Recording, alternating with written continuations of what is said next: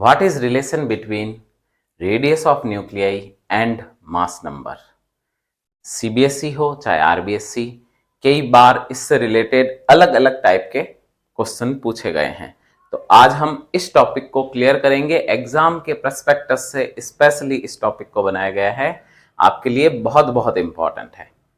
तो सबसे पहले रेडियस ऑफ न्यूक्लियाई का फॉर्मूला होता है R is equal to R naught A की पावर 1/3, जहां पे ए मास नंबर है या नंबर ऑफ न्यूक्लियॉन्स भी बोल देते हैं। न्यूक्लियॉन्स का मतलब होता है प्रोटॉन एंड न्यूट्रॉन, तो number of proton plus number of neutron, then number of nucleons भी बोल देते हैं। आर नॉट कांस्टेंट है जिसकी वैल्यू 1.2 इंटू 10⁻⁻15 मीटर है, जिसको 1.2 फर्मी भी बोल देते हैं। FM से बताते हैं, 1.2 फर्मी भी बोल देते हैं।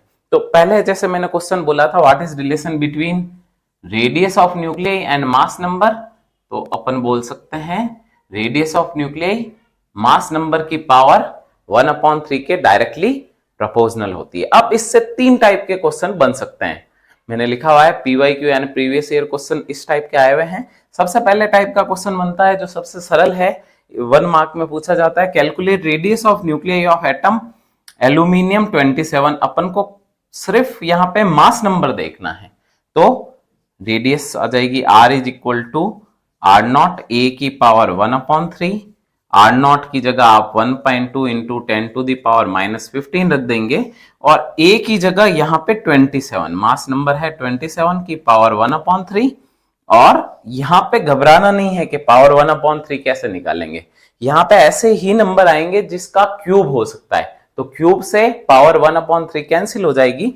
तो देखिए 27 किसका क्यूब है, 2 का देखिए, फिर 3 का देखिए, तो 3 इंटू 3 इंटू 3 का क्यूब 27 होता है।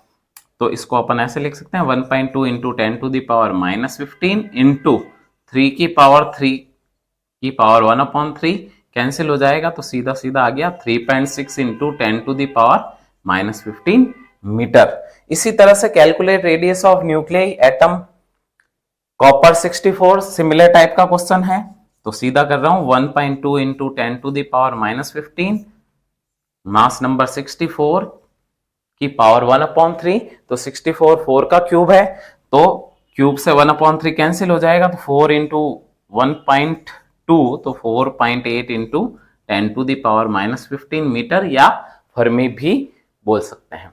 सेकेंड टाइप के जो क्वेश्चन पूछते हैं वो इस टाइप के होते हैं, radius of nuclei of atom having mass number 16 is 3 into 10⁻⁻15 metre, then calculate radius of nuclei having mass number 128। इस टाइप के क्वेश्चन में आपको ये रिलेशन काम में लेना है, यानी दो न्यूक्लियस ले लेते हैं R1 और R2 और उनके मास नंबर ले लेते हैं A1 और A2। तो पहले फॉर्मूला बना लेते हैं, R1 इज इक्वल टू हो जाएगा R नॉट A1 की power 1/3, R2 is equal to हो जाएगा R नॉट A2 की पावर 1/3। रेशो निकाल दीजिए, R1 upon R2, R not से R नॉट कैंसिल आ जाएगा, A1 अपॉन A2 की पावर 1/3। तो अब यहां पे हम डायरेक्ट फॉर्मूला अप्लाई करते हैं, R1 upon R2, A1 upon A2 की पावर 1/3। R1 कितना दिया हुआ है, 3 इंटू 10⁻⁻15। R2 अपन को कैलकुलेट करना है, A1 और A2 दिए हुए हैं, A1 की वैल्यू 16 है, A2 की वैल्यू 128 है की पावर 1/3।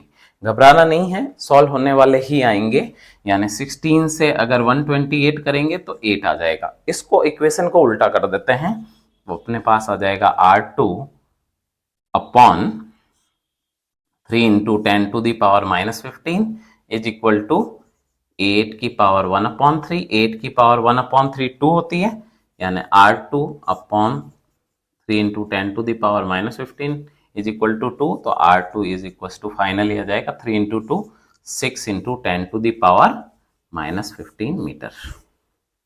तो कंपेयर वाले क्वेश्चन है, यहाँ पे A1 A2 दिए हुए होंगे तो R1 दिया हुआ होगा, R2 पूछ सकते हैं, या R1 R2 देके A1 और A2 में से एक नंबर पूछे जा सकते हैं।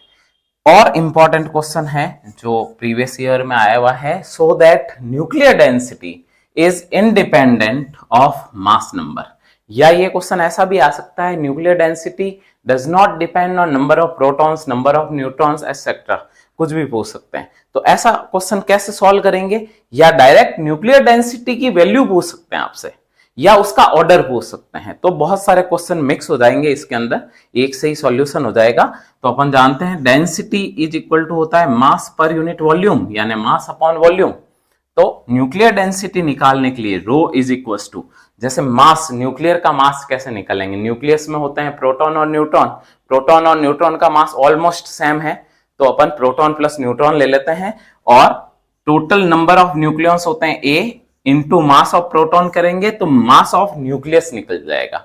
और वॉल्यूम, क्योंकि न्यूक्लियस को स्फेरिकल शेप लिया गया है, तो स्फेयर का वॉल्यूम 4/3 पाई आर क्यूब होता है। अब इसको थोड़ा सा सॉल्व करेंगे अपन, तो rho is equal to A into mass of proton upon 4/3 pi, R की जगह अपन लिखेंगे आर नॉट ए की पावर 1/3 का क्यूब, यहां से रिलेशन लिया है। अब इसको थोड़ा सा सॉल्व करेंगे, A into mass of proton 4/3 pi R naught का क्यूब, ए की पावर 1/3 इंटू 3, तो ए आ जाएगा, ए से ए कैंसिल हो गया। अब आप देख सकते हैं मास ऑफ प्रोटॉन की fix value 1.672 into 10⁻⁻27, R naught की फिक्स वैल्यू है 1.2 फर्मी। कुल मिला के ये कांस्टेंट आएगा, जो ना तो प्रोटॉन पे डिपेंड करेगा, ना न्यूट्रॉन पे, ना मास नंबर पे। और इसकी वैल्यू भी आपको याद रखनी है, 2.3 इंटू 10⁻17 किलोग्राम पर मीटर क्यूब। अगर पूछे किस ऑर्डर का आता है तो ध्यान रखिएगा 10⁻17 किलोग्राम पर मीटर क्यूब या 10⁻17 ऑर्डर का होता है। इस टाइप के हम 12-13 टॉपिक लाने वाले हैं, उसमें से 8 से 10 क्वेश्चन, चाहे सीबीएसई एग्जाम हो, चाहे आरबीएसई एग्जाम हो, या कोई भी स्टेट का एग्जाम हो, उसमें आने की पूर्ण संभावना है। इसलिए हमने एग्जाम 100% इसको नाम दिया है। ये सीरीज हम चलाएंगे, एग्जाम से पहले सारे वीडियोस आपके पास आ जाएंगे।